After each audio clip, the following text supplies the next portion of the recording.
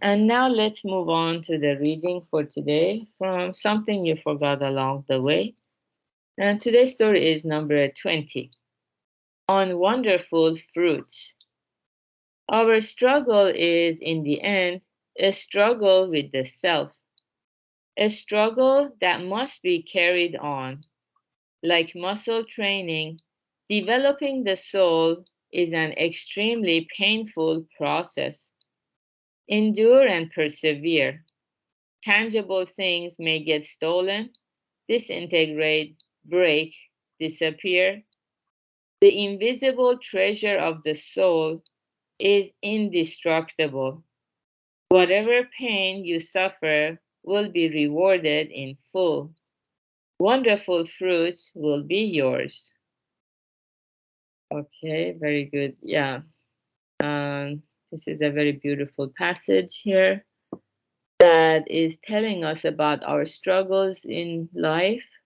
Ultimately speaking, everything that becomes an issue is something within ourselves that we need to work out, that is maybe entangled with a lot of things, some kind of traumas from the past, or uh, something that we haven't been able to process or understand. So it just sits there. So it's a struggle with the self. And because wherever we go, there we are, we cannot get away from ourselves.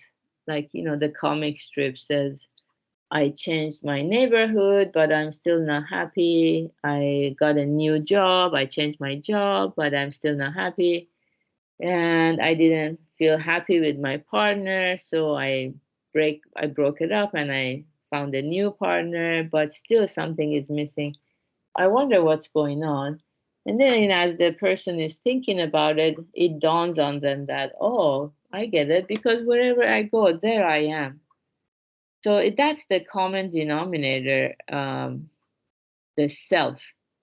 Yeah, but because we are so close to ourselves, it's also very difficult to find out what is it that is entangled and is tied up, doesn't go smoothly. We cannot see it clearly because we are too close to ourselves. So that's why developing the soul or the mind is an extremely painful process. And it's painful just like muscle training, because it's like, the fat in the body, it's been sitting there for a long, long time. So we get used to the status quo. Any kind of change becomes difficult. We have to undo the result of all those causes and conditions that had come together. So it's an extremely painful process. That's why listening to Buddhism with a group, with a community, we call it Sangha, is very critical, because we can encourage each other to go forward. And if we endure and persevere, so that becomes necessary, which is one of the paramitas or the daily good practices, perseverance. So not giving up so easily. It's easy to go to the gym for January or February because of our New Year's resolution. And then in March, little by little, we're like, oh, I'm tired, or I don't see any results, so why bother? So it's easy to quit.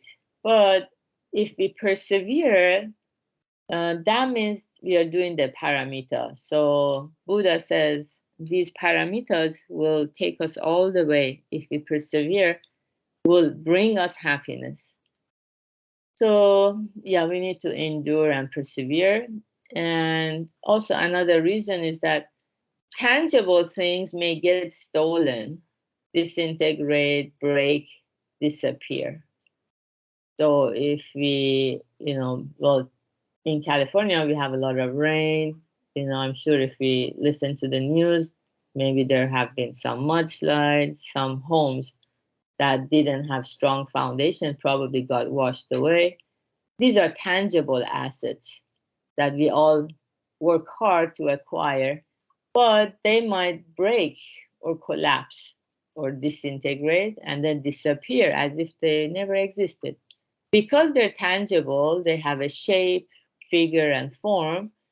That's why they disappear, or they get lost or break down. And also they can get stolen because everybody wants some of these tangible assets. However, the invisible treasure of the soul is indestructible. If we develop these assets within ourselves, it becomes our intangible treasure of the mind. For example, perseverance. So that means we believe that I'm not gonna quit so easily if my direction is right, obviously, or I'm gonna keep putting in the effort. So that's a intangible asset, because once we become diligent, purpose driven, and we believe that we don't live just to suffer, we believe to find unshakable happiness. So that gives us a sense of purpose. So all of these qualities of the mind becomes our uh, intangible assets, and they are all indestructible. So whatever pain we go through, in order to develop these qualities, we would feel completely rewarded at the end. We would feel rewarded in full. Nothing will be wasted. And as a result, wonderful fruit will be ours. We can enjoy that peace of mind and the fulfillment of the heart. And people around us, they get influenced positively. That's the beauty of going forward on this spiritual journey. So I'm very happy and grateful to be here with all of you. Yeah, the more we can cultivate gratitude, the more joy we will experience.